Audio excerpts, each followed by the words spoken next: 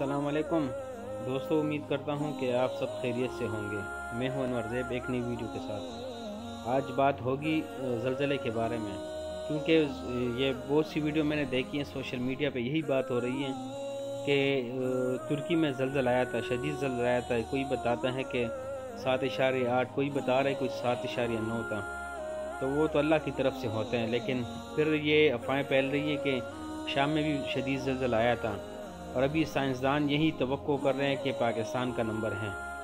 तो मैं ये आपको ये बात बता दूं कि अल्लाह पाक ने जो है ना, ये गैबी इल्म किसी को भी नहीं दिया है, हत्ता कि अपने पैगम्बरों को भी नहीं दिया है।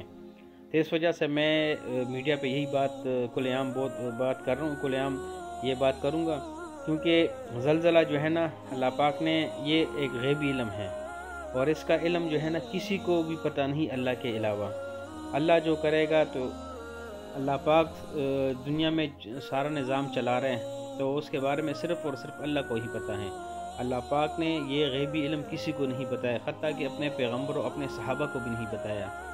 तो इस वजह से ये अफवाह झूठ है कि अभी तो तुर्की में चलो ज़लज़ला आया था, शाम में भी शायद आया हो, लेकिन ये उनको पता नहीं है कि पाकिस्तान का नंबर है या इंडिया का नंबर है या कोई यूके का नंबर है। तो ये झूठ बात है, झूठ अफवाहें फैल रही हैं, और लोगों में इतनी सेंस नहीं है कि वो भी इनकी बातों पे जो है ना, तो वो यकीन कर रहे हैं कि पाकिस्तान का नंबर है।